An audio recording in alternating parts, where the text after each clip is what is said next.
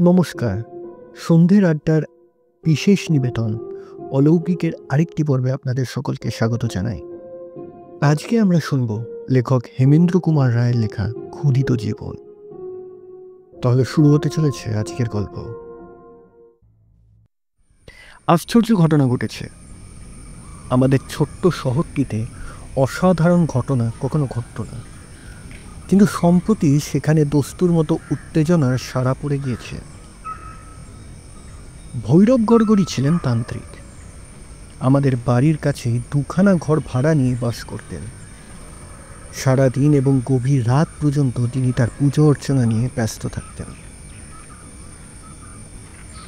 বেশি লোকের সঙ্গে তার মেলামেশা ছিল না, তবে কি কারণে জানি না আমার দিকে তিনি কিঞ্চিত আকৃষ্ট হয়েছিলেন। মাঝে মাঝে সময় পেলে আমার বাড়িতে এসে গল্প সল্প করতেন।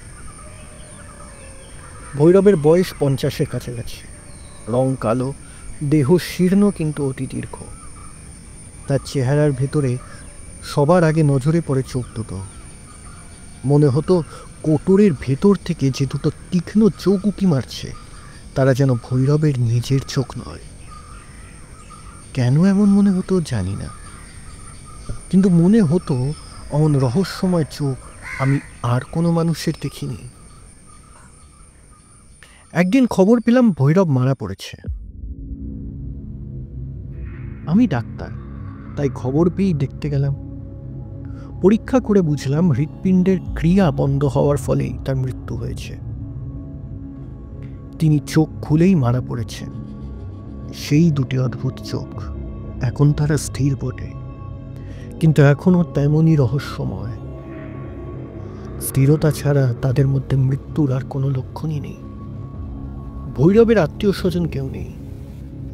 তিনি একেবারে একলা থাকতেন, কাজেই শবদাহের ব্যবস্থা করতে হলো পাড়ার লোকেদেরই। সন্ধ্যার সময়ে জনা কয়েক লোক নিয়ে ভৈরবের বাসায় গিয়ে হাজির হলাম। যে ঘরে ভৈরবের দেহ ছিল তার দরজা আমি নিজে হাতে তালাবন্ধ করে দিয়েছিলাম। এখন গিয়ে দেখি দরজা খোলা, তালাটা পড়ে রয়েছে মেঝের ওপর। চোর এসেছিল নাকি? তাড়াতাড়ি ঘরে ঢুকে আরও হতভম্ব হয়ে গেলাম। এই একটু আগে আমি নিজে চৌকির ওপরে যে মৃতদেহটা পরীক্ষা করে গিয়েছি সেটা এখন আর ওখানে নেই। ঘরের বাইরে চারিদিকে অনেক খোঁজাখুঁজি করা হলো, মরা আর পাওয়া গেল না। মরা নিজে বেঁচে উঠে ভেতর থেকে বাইরে তালা খুলে বেরিয়ে যায়নি। তবে কি কেউ লাশ চুরি করল? সম্ভব, কিন্তু মরা চুরি করে কার লাভ হবে সেটা আর আন্দাজ করা গেল না। ব্যাপারটা নিয়ে আমাদের ছোট্ট শহরটি কিছুদিনের জন্য সরগরম হয়ে উঠল। তারপর ভৈরবের কথা আমরা একেবারে ভুলেই গেলাম। 3 বছর পরের কথা, দেশে আবার চাঞ্চল্য সৃষ্টি হলো।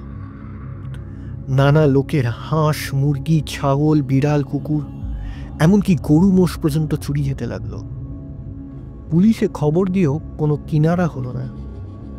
কারা চুরি করে এবং এত জন্তু জানোয়ার লুকিয়েই বা আছে কোথায়, কেউ তা আবিষ্কার করতে পারল না। গৃহস্থরা জ্বালাতন হয়ে উঠল। গরু মোষ প্রভৃতি যেন মূল্যবান জন্তু, কিন্তু বিড়াল ও দেশি কুকুরও যে অদৃশ্য হচ্ছে, এই বা কিরকম? বিড়াল কুকুর নিয়ে চোর কি করবে? অনেক মাথা খাটিয়েও এই অদ্ভুত নির্বুদ্ধিতার অর্থ বুঝতে পারলাম না। সেদিন একটু বেশি রাত পর্যন্ত বসে বই পড়ছিলাম। বাইরে ক্ষীণ চাঁদের অস্পষ্ট আলো। বাগান থেকে শোনা যাচ্ছে একটা বেড়ালের মেও মেও ডাক। খানিক পরেই বেড়ালটা হঠাৎ খুব জোরে আর্তনাদ করে একেবারে চুপ হয়ে গেল। চোরের উৎপাতে মনটা সন্দিগ্ধ হয়েই ছিল। কোথাও ছায়া নড়লেই চোর দেখি। বিড়ালটা তীব্র চিৎকারে চমকে বাইরের দিকে তাকিয়ে মনে হলো একটা মূর্তি দৌড়ে ঝুপসি বটগাছটার তলায় গিয়ে অন্ধকারে দিল গা ঢাকা। ওই কি চোর, নাহলে পালাবে কেন? তাড়াতাড়ি ঘরের কোণ থেকে এক গাছা লাঠি তুলে নিয়ে আমিও বেরিয়ে বটগাছের দিকে ছুট দিলাম। এতদিন পর বোধহয় চোরকে হাতে পেয়েছি। বটগাছের তলায় ঘুটঘুটে অন্ধকার। এক জায়গায় কি যেন চকচক করছে। চোরের চোখ নাকি? হাঁকলুম, কে তুমি? সাড়া নেই। কিন্তু চোখই হোক আর যাই হোক, আরো বেশি চকচক করে উঠল। লাঠিগাছা বাগিয়ে ধরে সাবধানে এগুতে লাগলাম। তখনই শুনলাম হিংস্র বন্য জন্তুর মতো কণ্ঠে কার একটা ক্রুদ্ধ গর্জন।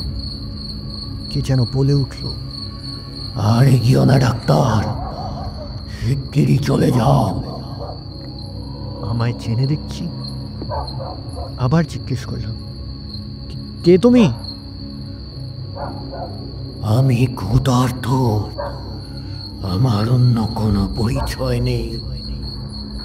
তুমি আলোয় বেরিয়ে আসো, আমি তোমাকে দেখতে চাই। আমাকে দেখবার চেষ্টা করো না, আমি হচ্ছি সাক্ষাৎ মৃত্যু। পালিয়ে যাও ডাক্তার, পালিয়ে যাও। আর শোনো, রাত্রে আর কখনো বাইরে বেরিও না, ভয় পাবে, বিপদে পড়বে। আবার ভয় দেখানো হচ্ছে? দাঁড়াও, তোমার চালাকি আমি পার করছি। আমার উচ্চ চিৎকারে চারিধার থেকে লোক ছুটে এলো। সকলের মুখেই এক প্রশ্ন, ব্যাপার কি? চোর ধরেছি, ওইখানে লুকিয়ে আছে। সকলে চারিদিক থেকে গাছটাকে ঘিরে ফেলল। আলো এলো, কিন্তু গাছের তলায় কেউ নেই। কেবল দূর থেকে ভেসে এলো বিকট ও সুদীর্ঘ অট্টহাসির শব্দ। সে হাসিও যেন ক্ষুধার।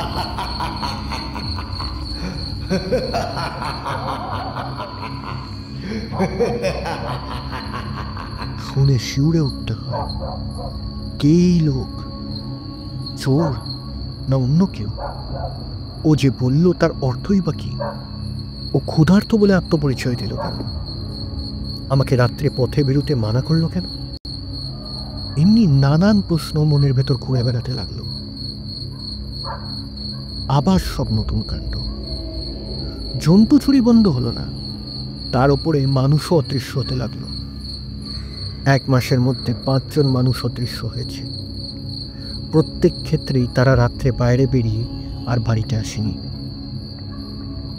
বলেছি, আমাদের ছোট শহরে অসাধারণ ঘটনা ঘটে না।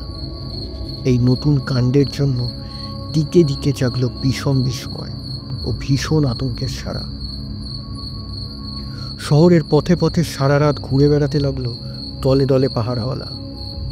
সন্ধ্যা হলেই গৃহস্থরা বাড়ির দরজা বন্ধ করে বসে থাকে।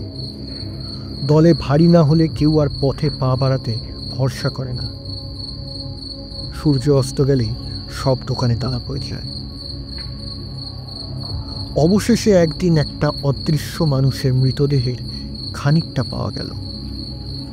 তার দেহের উপরের অংশটা শেয়াল বা অন্য কোনো জানোয়ার খেয়ে গেছে। কেমন করে সে মারা পড়ল তা কেউ আন্দাজ করতে পারল না। তাহলে যারা অদৃশ্য হয়ে গেছে তাদের সবাই মারা পড়েছে হত্যাকারীরই হাতে? কিন্তু এমন অকারণে নরহত্যার কারণ কি? যাদের পাওয়া যাচ্ছে না তাদের প্রত্যেকেই নিম্ন শ্রেণীর গরিব লোক। টাকার লোভে কেউ তাদের খুন করেনি। তাদের শত্রু আছে এমন প্রমাণও পাওয়া গেল না। কে এই মহানির্দয় খুনি যে কেবল হত্যার আনন্দে হত্যা করে? ডাক্তার মানুষ, রাত্রে প্রায়ই আমাকে রোগী দেখতে যেতে হয়। তবে বেশি দূর যেতে হলে সঙ্গে আজকাল লোক নেই। আজ বাড়ির কাছেই একটা কলেরা রোগীকে দেখতে যেতে হলো। বেশি দূর নয়, মিনিট 7-8 পথ। একলাই ফিরছি। চাঁদনি রাত। এতক্ষণ চারিদার ধপধপ করছিল, কিন্তু হঠাৎ মেঘ এসে গ্রাস করলো চাঁদটাকে। বাতাসের জোর ক্রমেই বাড়ছে। বৃষ্টি আসতে দেরি নেই। তাড়াতাড়ি পা চালিয়ে দিলাম। হাতে নিলাম টর্চ। এমন অন্ধকার হবে জানলে একলা আসতাম না। ভালোই ভালোই বাড়ি ফিরতে পারলে বাঁচি। পথ একেবারেই নির্জন। মফস্বলের এই শহরে চাঁদনি রাতে পথে আলো দেওয়ার ব্যবস্থা নেই। মাঝে মাঝে টর্চ জ্বালতে হচ্ছে। পথ একটা ছোট মাঠে গিয়ে পড়েছে।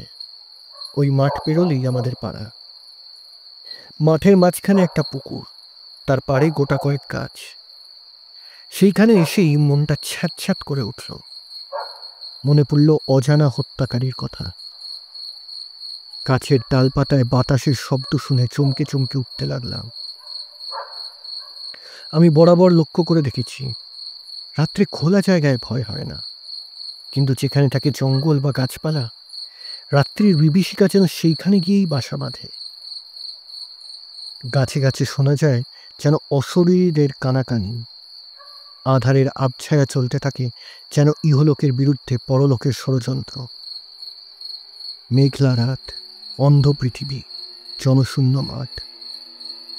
অচম্বিতে বিরক্ত কণ্ঠস্বর শুনলাম, ডাক্তার, ডাক্তার, আবার তুমি রাতে বেরিয়েছ? বুক কেঁপে উঠল। মুখে বললাম, কে? ক্ষুধার্ত, ক্ষুধার্ত, দারুণ ক্ষুধা আমার। মাংস চাই, হাড় চাই, রক্ত চাই। দিতে পারবে? পারবে দিতে? পারবে না, পারবে না।